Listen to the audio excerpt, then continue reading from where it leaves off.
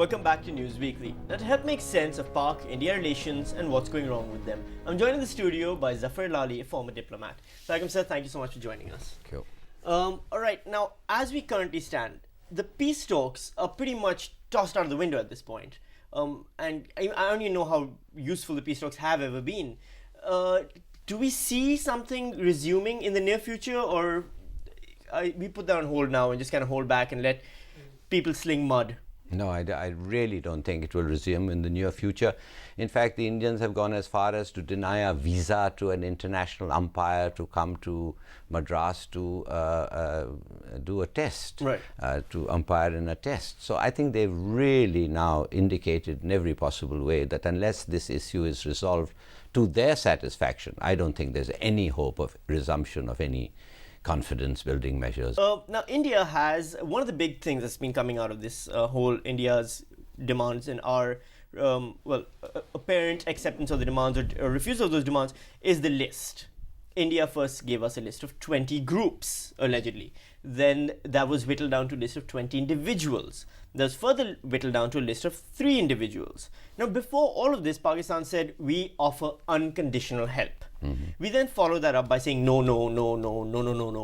to everything that seems to have been requested of us.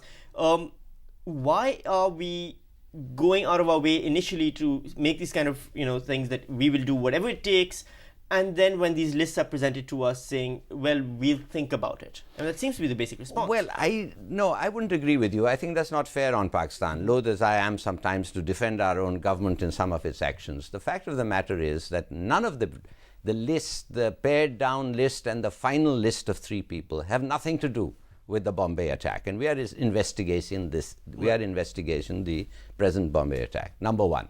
So it's irrelevant. I think it's done for propaganda purposes. I'd actually like to take your attention to what I think is the real Indian intention.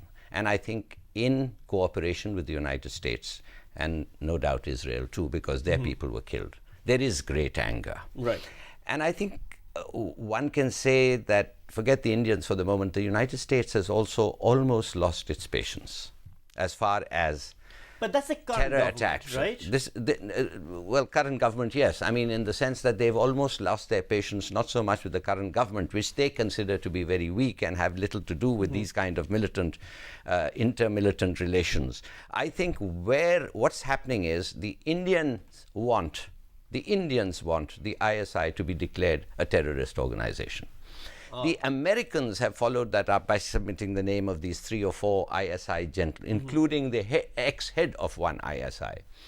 I think that's a warning shot across our bows, saying that any more things like this, regardless, because the Americans and the Indians, by the way, have come to the conclusion, I think, from what I can read between the lines, that the ISI, act of omission, act of commission, neglect, whatever, were involved. The New York Times today has come out with an article saying that these camps, though banned, are still operating in, quote, plain sight.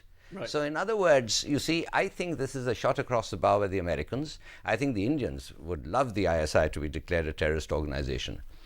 But then there is another, in my view, another tactic. And that tactic is that the United States will probably take to the United Nations, if not to the Security Council resolution, which they may not get, but certainly in the UN General Assembly, that states which have lost control of their territory, which cannot control what's happening on their territory, if those parts of that state, those territories over which they've lost control, is in fact used to threaten a neighboring state, then people have the right to go in. It's a kind of refinement of the preemption doctrine. All right. Well, and one final question. This is a naive question. This is the exactly same silly, naive question that Larry King asked President Zardari.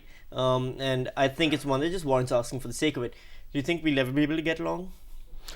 I think, we'd made a lot of progress in these 5 years. I think the public-to-public thing had come together. I think the leaders had, without saying trust each other, they had begun to like each other or like what each other represented. I think this is an enormous setback. I'll go as far as to say I think that probably in my lifetime now, a wonderful opportunity which had come our way, which was mostly, by the way, squandered by India. Right. India, which always told a military man, we can't talk to you, you're not democratic, and which is now telling a democratic man, we can't talk to you, you're not strong enough, you don't have the military consent. I think they've lost the opportunity. It's like Goldilocks basically saying, this is too hot, this is cold. And I'm really now beginning to have a rethink. I thought there was a possibility of, if not conflict, we've tried, confrontation, we've tried, I thought we'd try a bit of cooperation. But if this is the attitude, I mean, this kind of attitude from them, their Pavlovian reaction to anything that happens in India is blamed, anything bad that happens, then I wonder whether, in fact, during my lifetime at least, whether we will really see an improvement of relations to the point that we can solve our major disputes. But wonders never cease. Exactly. So maybe the answer is we just need to make more movies together. Unfortunately. Thank you so much, sir, for the sobering words. Thank you. Really appreciate it. And that wraps up this edition of News Weekly. If you find any news stories worth mentioning or telling us so that we can mock them to your amusement, send them into newsweekly@dawnnews.tv. And don't forget, you can always look at News Weekly clips and previous episodes on youtube.com/newsweekly. Keep watching further episodes of News Weekly every week on Mondays. I'm SAMI SHAH. Thanks for being with us.